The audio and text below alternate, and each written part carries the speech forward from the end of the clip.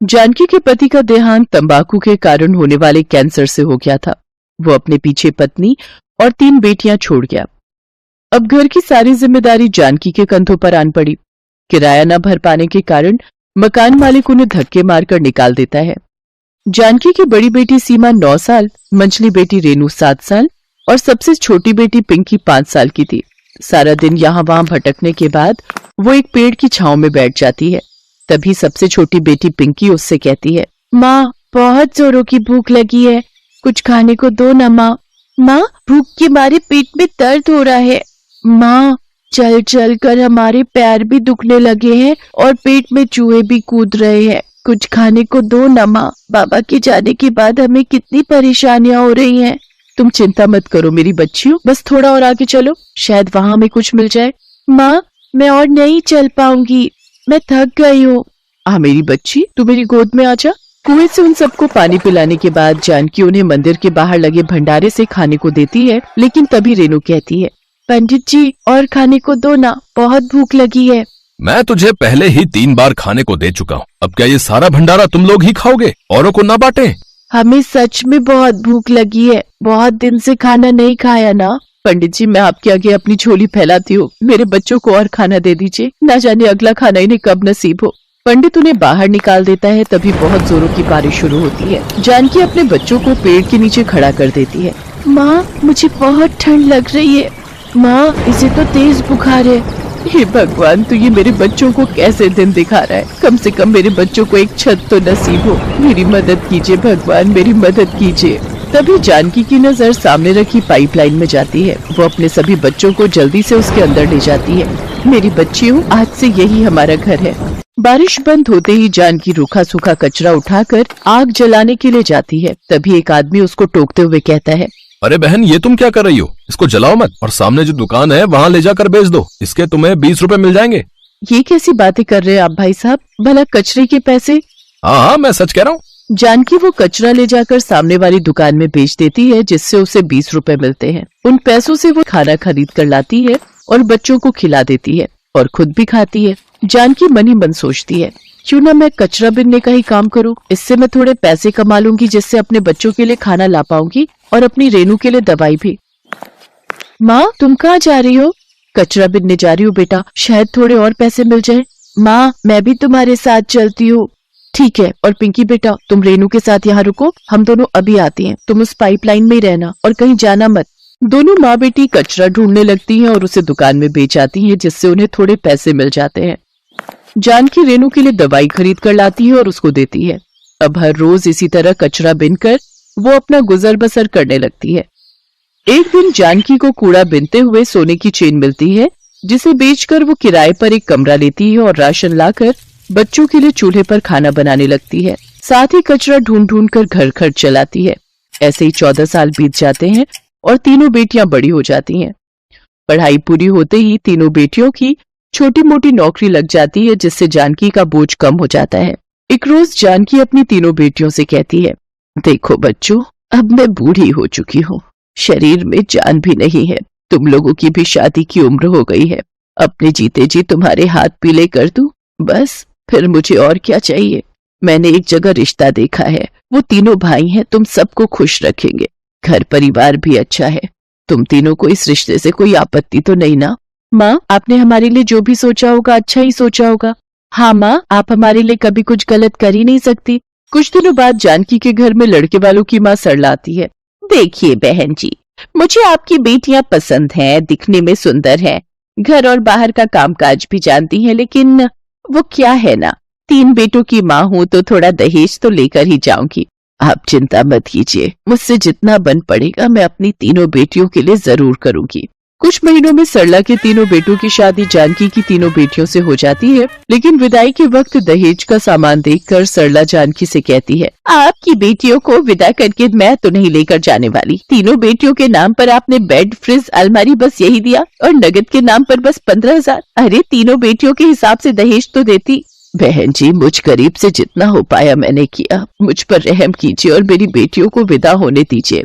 नहीं पहले मुझे और दहेज चाहिए तभी ये विदाई होगी। जानकी आस पड़ोस रिश्तेदारों से पैसों की भीख मांगने लगती है, लेकिन कोई भी उसे पैसे नहीं देता। ये देख जानकी की तीनों बेटियों की आंखें भर आती हैं और वो कहती हैं, माँ जी, हमारी माँ ने हमें बड़ी ही मुश्किलों के साथ पाला पोसा है, और वैसे भी दहेज लेना और देना दोनों ही अपराध है। वो सब मैं नहीं जानती। माँ जी, क्या आपके बेटे इतने नाकारा हैं कि उन्हें दहेज की जरूरत है? रेनू बिल्कुल ठीक कह रही है माँ, हम नाकारा नहीं है जो हमें दहेज चाहिए। हम खुद कमाकर सब सामान ले सकते हैं। माँ ने इन सबको कितनी मुश्किलों से पाला है। कचरा बीन कर सालों तक गुजारा करना बड़ी हिम्मत का काम है। माँ, एक बूढ़ी माँ अपने 3 कलेजे के टुकड़े आपको दे रही है, फिर उनसे आपको दहेज की क्या जरूरत है? मुझे माफ कर दो मेरे बच्चों, लालच ने मेरी आंखों पर पट्टी बांध दी थी। अब मुझे कोई दहेज नहीं चाहिए। सबसे अनमोल तो तुम तीनों लक्ष्मियां हो जो मेरे घर को संभाल कर रखोगी। चलो बेटा, मेरी तीनों बहुओं को ले चलो। वो तो ठीक है माँ, लेकिन आज हमें एक नई माँ और मिली है और इन्हें हम इस बुढ़ापे में अकेला नहीं छोड़ सकते। दामाद भी तो बेटे ही होते हैं ना, इसलिए आज से ये माँ भी अपने इन बेटों के साथ ही रहेगी। जुग जुग जियो मेरे बच्चों। इसके बाद अपनी बेटियों की विदाई करके जानकी देवी भी उनके साथ उन्हीं के घर में रहने लगती है। अब सभी एक साथ खुशी खुशी रहने लगते हैं। शहर के महिला कलेक्टर की शादी की सालगिरह थी। उनका घर पूरी तरह सजा हुआ था। मेहमान एक एक कर आ रहे थे और उनको बधाइयां दे रहे थे। तभी वहां गेट पर एक काले रंग की कार आकर रुकी और उसमें से सूट बूट पहने एक लड़का निकला। उसके हाथों में फूलों का गुलदस्ता था। वो सीधा कलेक्टर और उसके पति के पास गया और उनको गुलदस्ता भेंट किया। शादी की सालगिरह की बहुत बहुत बधाई हो मीता, और तुम्हें भी कुंदन। अमित, तुम यहाँ? इतना आश्चर्यचकित होने की जरूरत नहीं है, अमित को मैंने ही इनवाइट किया है। Come on Amit, enjoy the party. फिर कुंदन अमित को बाकी मेहमानों से मिलवाने ले गया। उस रात अमित को अपने घर देखकर जितनी उथल पुथल मीता के मन में मच रही थी, उससे कहीं ज्यादा उथल पुथल मीता को सामने देखकर अमित के मन में मच रही थी। अमित को मेहमानों से मिलाने के बाद कुंदन नए आने वाले लोगों के स्वागत के लिए वहाँ से चला गया था। अमित अकेला एक खाली टेबल पर बैठा हुआ था। उसके दिमाग में पुरानी यादें रह रह कर चोट मार रही थी। ये सब कुछ, ये हंसता खेलता संसार उसका हो सकता था। कुंदन की जगह आज वो हो सकता था, मगर लालच के भूत ने उसे ऐसी जगह लाकर खड़ा कर दिया था जहाँ उसके हिस्से में सिर्फ अकेलापन था। अमित जैसी पुरानी यादों में खो सा गया। बात कई साल पुरानी है। अमित, कुंदन और मीता एक ही कॉलेज में पढ़ते थे। अमित शहर के जाने माने रईस मंगतराम का बेटा था। मीता के पिता एक मामूली क्लर्क थे और कुंदन के माता पिता दोनों का ही काफी समय पहले देहांत हो चुका था। वो छोटी मोटी नौकरियां कर अपनी पढ़ाई का खर्चा निकालता था। अमित और मीता एक दूसरे से प्यार करते थे। फाइनल ईयर के एग्जाम होने वाले हैं। इसके बाद कॉलेज खत्म हो जाएगा। क्या तुमने अपने पापा से बात की हमारी शादी के लिए? अरे इसमें बात क्या करना है, मेरी पसंद मेरे पापा की पसंद है। मैं इसी रविवार को अपने पापा के साथ तुम्हारे घर आ रहा हूँ, तुम्हारा हाथ मांगने। सच? और क्या, मैं मजाक थोड़ी ना कर रहा हूँ। कहीं तुम्हारे पिता ये तो नहीं कहेंगे ना कि शादी के बाद पढ़ाई लिखाई बंद? तुम तो जानते हो ना कि मुझे सिविल सर्विस की तैयारी करनी है। ऐसा कुछ नहीं होगा, शादी के बाद तुम मन लगाकर अपनी तैयारी करना, कोई तुमसे कुछ नहीं कहेगा। अब तो मीता बेसब्री से रविवार का इंतजार करने लगी। रविवार के दिन तय समय पर अमित और उसके पिता मंगतराम अपनी चमचमाती कार से मीता के घर पहुंचे। मीता के पापा उनका स्वागत करने के लिए दरवाजे पर ही खड़े थे। उनके आने पर मीता के पापा अशोक जी उन्हें अंदर लेकर आए। उनका मामूली सा घर देखते ही मंगतराम ने नाक भौं सिकोड़ना शुरू किया। अरे ये किस घर की लड़की को दिल बैठा, ये बेवकूफ लड़का है।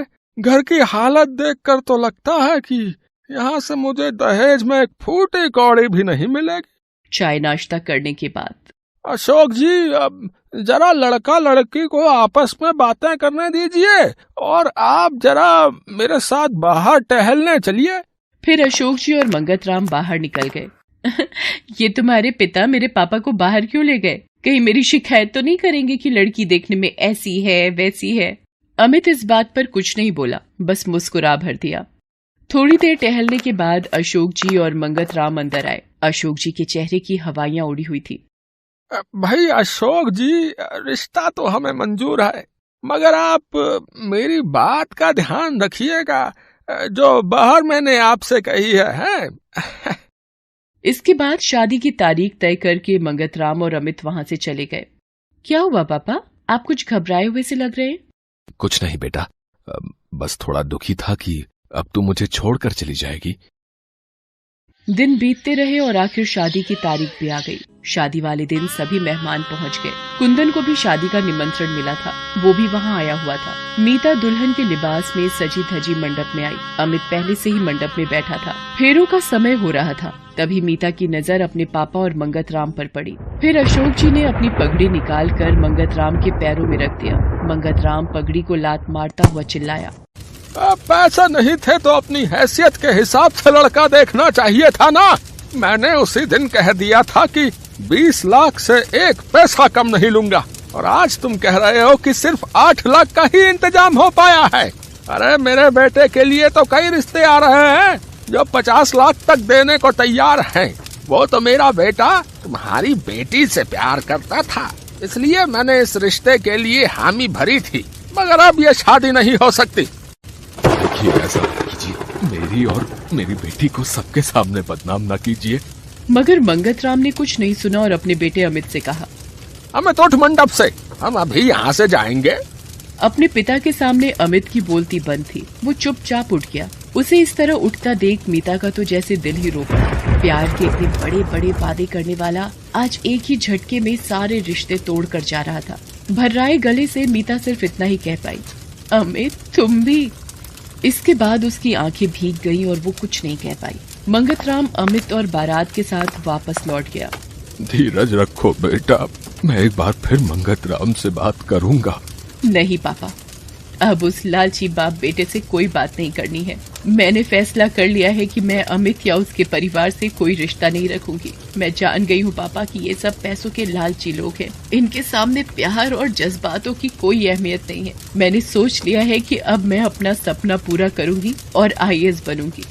तभी पीछे से आवाज आई, और इस सपने को पूरा करने में मैं तुम्हारा साथ दूंगा मीता।